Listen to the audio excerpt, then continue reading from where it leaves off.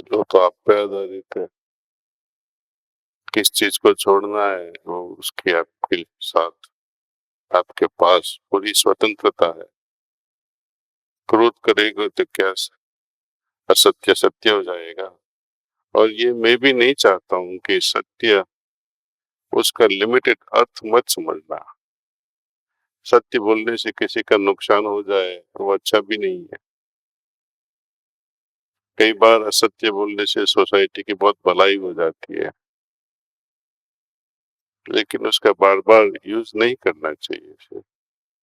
एक स्टोरी मैं बताता हूँ, तो बार-बार अपने सत्संग में बताई है मैंने। उत्तर प्रदेश में एक गाँव था, वहाँ माँ और बेटे और उनकी बहू रहते थे। बहुत सुखी परिवार। लेकिन जब भाई दूज जाती थी तब घर में हैरानी हो जाती थी। बहू बोलती थी कि मेरे पतिदेव अब दूसरे गाँव जाएँगे, बहन के पास साड़ी ले जाएँगे, ज़ेवरात ले जाएँगे, खाना ले जाएँगे, उसको पसंद नहीं था। तो दिवाली से ही उसका झगड़ा शुरू हो जाता था। तो वो झगड़े को टालने के लिए पतिदेव ने कहा उसको चलो आज भाई दूज हम नहीं जाएँगे, बहन के पास नहीं जाएँगे। तो माँ भी कुछ बोली नहीं, लेकिन उस गाँव में जहाँ बहन रहती थी, वो परेशान हो गई शाम तक भाई क्यों नहीं आया? और डर लगने लगा उनको, शायद रास्ते में कुछ हो गया होगा। तो संध्या काल के बाद उसने चल दिया, चलो देखते हैं घर जाके, शायद माँ की भी तबीयत ठीक नहीं हो रही, कुछ गड़बड़ होएगा। तो रात को वो पहुंच गई अपने गांव चलते चलते आके।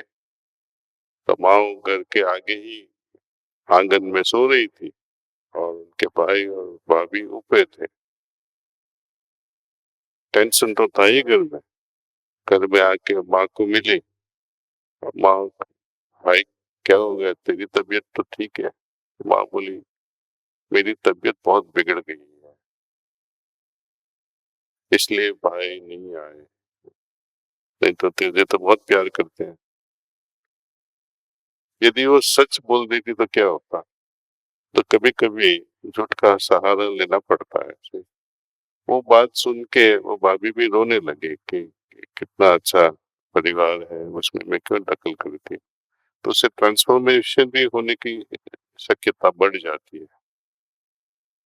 कोई भी कारण सर हम उसको अपॉर्चुनिटी लेके उसका सहारा लेके वो काम कर लेना चाहिए।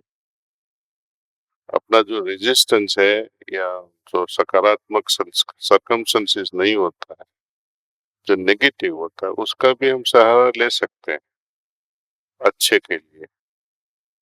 ध्यान करके देखो कैसे हम सहारा उसका ले सकते। ध्यान से ही पता चल जाता है। जब हम किसी भी प्रश्न के बारे में सोचते हैं, रात को वो प्रश्न ईश्वर को सबमिट करके सो जाइए। देखो सुबह तक उसका सॉल्यूशन मिलता है कि नहीं।